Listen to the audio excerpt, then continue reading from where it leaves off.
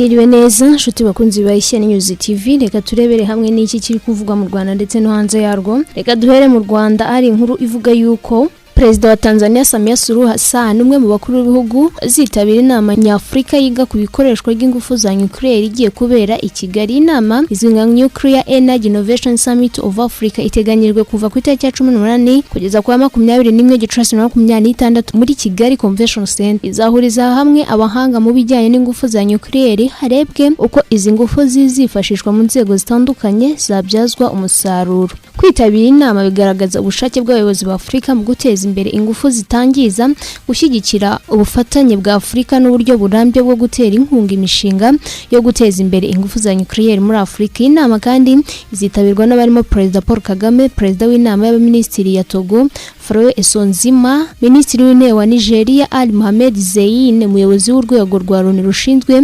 kugenzura itunganywa ry'ingufu za nuclear International Energy Atomic Agency Rafael Mariano Gross ndetse n'abandi. U Rwanda rukomeje guteza imbere gahunda yo kwisunga ingufu za nuclear mu mishinga itandukanye nko gutanga amashanyarazi, kwifashishwa mu buvuzi ndetse n'ahandi. Muri Werurwe 2026 ikigo cy'igihugu gishinzwe ingufu za atomic mu Rwanda cyatangaje ko igenzura ryakozwe n'iki kigo ryasanze u Rwanda rugeze ku rwego rwiza mu kubaka ubushobozi bwo gukoresha ingufu za nuclear mu bikorwa bigamije amahoro n'iterambere. Izi nzobere zizasuzuma ingingo 19 zirimo gahunda y'igihe kirekire cy'igihugu y'ibijyanye n'ikoreshwa y'ingufu za nuclear, uburyo bwo kurinda abantu bidukikije, uburyo bw'imari ifatika igenewe kubaka no kwita ku nganda, abakozi bashobora gukora imirimo ijyanye n'ingufu za nuclear, amategeko ndetse n'ibindi. Isuzuma rya mbere ryakorewe u Rwanda ku itariki ya 2 no ku itariki 9 2026 ryagaragaje ko u Rwanda ruhagaze neza ku ngingo nyinshi zerekeye ubushobozi bwo gukoresha ingufu za nuclear. U Rwanda rufite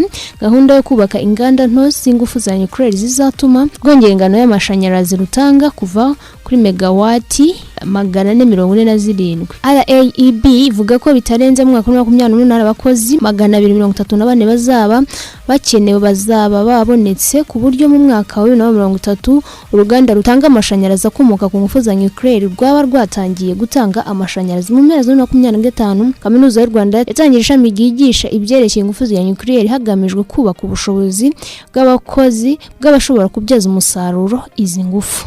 Ni munyemere twekeza hanze y'u Rwanda, duhere ku nkuru ivuga ko ingabo za Repubulika ya Demokarasi ya Kongo n'imitwe y'ingabo bikorana biri gutegura ibitero karundura muri komine ya Minembwe n'ibice bihana imbibi mu ntara ya Kivu y'Amajyepfo. Ihuriro rya FCM 23 rihanganye n'izi ngabo ryatangaje ko kuva mu gitondo ryo kuri uwa 15 Gicurasi 2026 Leta ya Repubulika ya Demokarasi ya Kongo yategetse ko kajugujugu z'intambara zaturutse mu mujyi wa Karemeyi mu ntara ya Tanganyika zoherezwa muri Kivu y'Amajyepfo kugira ngo zifashishwe mu bitero. Umuvugizi wa M23 Lawrence Kanyuka yasobanuye ko izi kajugujugu zifite intwaro ziremereye ziyongereye ku zindi intwaro n'ibikoresho bimaze iminsi byifashishwa mu kugaba ibitero mu bice byo muri Minembwe birimo drone, imbunda ziremereye n'indege za Sukiyo 25. Kanyuka yasobanuye ko Leta ya Repubulika ya Demokarasi ya Kongo ifite umugambi wo gusiba Minembwe ku ikarita y'igihugu no kurimbura abaturage bose bahatuye, kandi ko bikekwa ko bimwe mu bihugu bigishyigikiye bikaba binayikingira ikibaba mu rwego rwa politike. AFC 23 yatangaje ko mu gihe amahanga akomeje kwenyegeza ibitero, umuryango mpuzamahanga ukabiceceka izakomeza kurwanira abasivile no kubarinda hakoresheje uburyo bwose bushoboka. Izi kajugujugu zoherejwe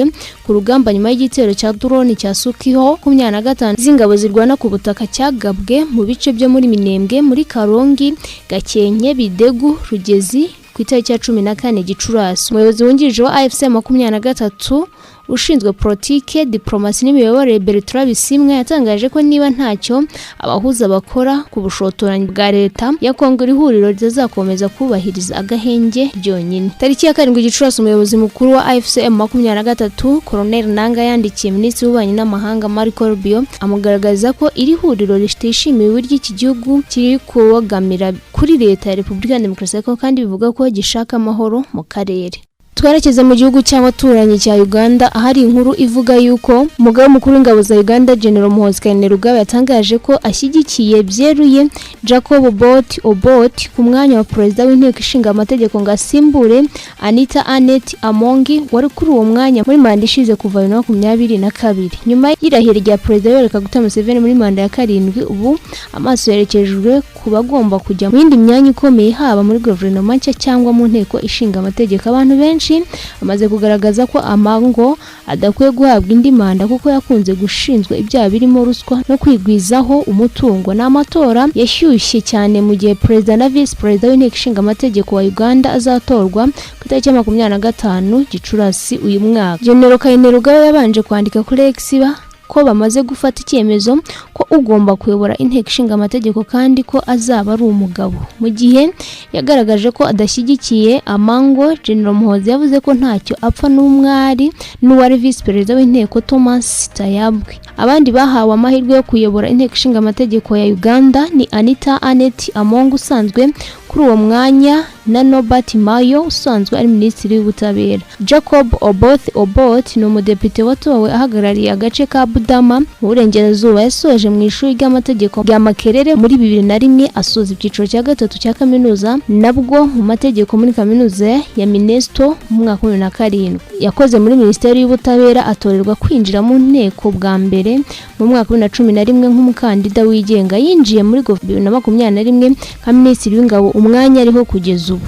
Reka dukomeze kandi ku nkuru ivuga ko Perezida wa Leta Zunze Ubumwe za Amerika Donald Trump yatangaje ko ukwihangana kwe kuri Iran kurimo kurangira nyuma yo kugirana ibiganiro na Perezida w'Ubushinwa Xi Jinping ku ntambara amaze iminsi bahanganye. Iran ikomeje kotswa igitutu nyuma yo gufunga umuhora wa Hormuz isubiza ku bitero byagabweho na Leta Zunze Ubumwe za Amerika na Israel kuva ku itariki 28 Gashyantare. Amerika yaje guhagarika ibitero by'igihe gito ariko ituma ubwato bwose butava mu byambu bya Iran. Ibiganiro bigamije guhosha intambara bikomeje kugorana mu gihe Iran nayo ikomeje kunangira ko itazahagarika gahunda yayo yo gutunganya uranium bikekwa ko bigamije gukora intwaro kirimbo. Z'intambara yo muri Iran yagarutsweho mu ruzinduko Trump yagiriraga mu Bushinwa kugeza kuri uyu wa kane. Ubushinwa n'inshuti ya Iran n'umufatanyabikorwa ukomeye mu bucuruzi by'umwihariko ubw'ibikomoka kuri peteroli. Mu kiganiro cyatambutse kuri Fox News ku wa kane, Trump yagize ati ntabwo nza gukomeza kwihangana, bakwiye kwemera amasezerano. Kimwe mu bibazo bitemeranywaho ni uburyo bwo kubika uranium Iran imaze igihe itunganya. Trump avuga ko ikwiye gucungwa na Amerika. Nyuma y'ibiganiro bya Trump na Xi ku wa kane, White House yatangaje ko abayobozi bombi bemeranyije ko umuhora wa Hormuz ugomba gufungurwa ndetse Ubushinwa butemera ko Iran ikwiye kwishyuza ubwato buca muri uyu muhora. Trump yari yavuze ko Xi yamwijeje ko Ubushinwa butazohereza intwaro muri Iran, ikintu yafashe nk'icyemezo gikomeye. Umuhora wa Hormuz ukomeje guteza ibibazo aho ubwato bw'Abahinde bwari buvanye amatungo muri Afurika bujya muri Leta Zunze Ubumwe z'Abarabu bwarasiwe ku nkombe ya Oman. Ubuhinde bwamaganye icyo gitero cyahitanye abantu 14 bo muri ubwo bwato. Ku rundi ruhande Iran yafatiriye ubwato bwari buvuye muri Leta Zunze Ubumwe z'Abarabu bukomeza kwenyegeza umwuka mubi hagati y'ibi bihugu byombi. Munyemerere dukomeze ku nkuru ivuga ko umuyobozi mushya umudugudu wa Kateku mu gace ka Irema muri teritwari ya Warikare ku wa gatatu tariki ya 13 Gicurasi yishwe na wazalendo nyuma y'amasaha 48 gusa ashyizweho n'inyeshyamba za AFC 23. Wahohotewe yiciwe iwe imbere muryango we. Makuru agera kuri Actual Kadomoside avuga ko aba wazalendo bamukubise amasasu mbere yo kuburira mu bihuru bikikije aho hantu. Impamvu y'ubwo bwicani iramenyekana neza. Icyakora bamwe mu babikurikiranira hafi muri ako gace bavuga ko amakimbirane ashingiye ku buyobozi yaba uri inyuma y'ubwo bwicanyi. Murambo wa nyakwigendera washyinguwe kuri uyu wa kane ushizwe mu mwuka utari mwiza mu mudugudu. Ni bwa mbere hari habaye ibintu nk'ibi muri groupement ya Ingabo kuva yigarurirwa n'inyeshyamba za FC 23 zashyizeho abayobozi b'ibice bitandukanye aho hantu. Kadukomeze kandi ku nkuru ivuga ko mu gihe intambara mu burasirazuba bwa Repubulika ya Demokarasi ya Kongo ikomeje gukaza umurega, amakuru avuga ko abarwanyi ba FC 23 bavuye muri Masange akiyekeza Iruvungi mu kilometero 60 mu majyaruguru ya Uvira berekeza hafi ya Kamanyora, yateje kwibaza byinshi ku cyerekezo cy'urugamba. Ese ni uguhunga igitutu cya RDC nabo bafatanyije cyangwa ni uburyo bwo kwisuganya no guhindura umurongo w'intambara? Kwerekeza hafi ya Kamanyora bishobora gusobanura ko AFC 23 ushaka gushyira imbaraga ku nzira nyamukuru ijya Bukavu, gukaza igitutu ku bayobozi bwa Kivu y'Amajyepfo cyangwa guca inzira y'itumanaho ya FRDC. Iyo Kamanyora ihungabanye, Bukavu ishobora kujya ku gitutu gikomeye cya gisirikare n'ubukungu, cyane cyane ku buhahirane n'itumanaho rihuza Amajyepfo na Kivu n'utundi duce. AFC 23 imaze igihe ikoresha uburyo bwo kwimuka vuba no guhindura imirongo y'urugamba, harimo abahora bavuga ko Sange bishobora kuba uburyo bwo kuyobora RDC, gukurura ingabo za Leta ahandi cyangwa gutegura ibitero bishya mu buryo butunguranye. Nubwo hari abashobora kubona ko nk'itsinzi ya RDC, amateka y'intambara agaragaza ko M23 yunze kuva mu gace runaka igamije kwisuganya hanyuma ikagaruka ifite imbaraga cyangwa yafunguye undi murongo mushya. Niyo mpamvu hakiri kare kwemeza ko iri gutsindwa cyangwa iri gutsinda. Ikigaragara nuko ku rugamba ruri guhindura isura kandi buri ruhande ruri gushaka uburyo bwo kuguma na imbaraga ku bibuga. Muri make, kuva kwa AFC 23 muri Sange berekeza Iruvungi no hafi ya Kamanyora bishobora kuba ikimenyetso cy'impinduka zikomeye mu rugamba rwo mu burasirazuba bwa Repubulika ya Demokarasi ya Kongo. Bishobora kuba uburyo bwo kwirinda igitutu cya gisirikare, ari nako nanone bikaba igice cy'amayeri yo gutegura indi ntambwe y'urugamba. Mu gihe abaturage bakomeje guhura n'ingaruka z'intambara, ibibazo bikomeye gisigaye ni ukumenya niba iri myimukire izakurikirwa n'ubwiyongere bw'imirwano cyangwa niba uzafunga indi nzira y'ibiganiro bya politike y'amahoro. Nshuti bakunzi ba Ishya News TV, nta dusoreje amakuru twari twabateguriye. Nta makuru dukomeje kubashimira kuba mukurikira umunsi kundi, mukomeze kugira ibihe byiza.